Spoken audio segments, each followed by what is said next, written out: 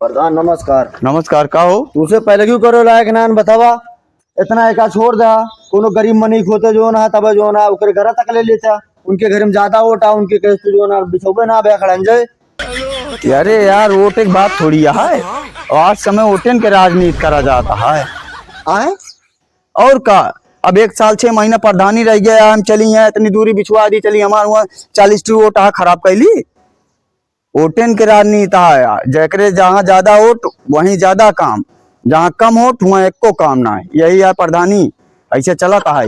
एक राजनीति कहा थे राजनीति ना कहते जेका हुरा भाई कूरा।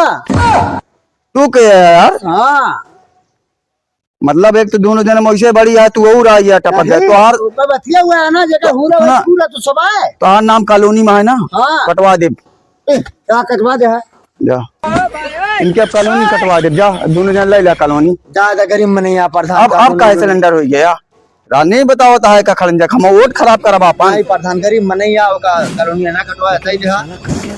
अरे प्रधान भैया बहुत बड़ी गलती हो गई। हमारा कॉलोनी काटा ना भाई क्या देखा था हमारा बूढ़ी माई बैठी है कहाँ रह हम सब। तो वहाँ का रंगबाजी बदियात रहे। हमसे गलती हो गई भैया। ठीक है पैसा पहुँचवा दे जा। ठीक है पहुँचवा दे जा अब रंगबाजी करत रहे हमसे। अरे हमसे गलती हो गई भैया।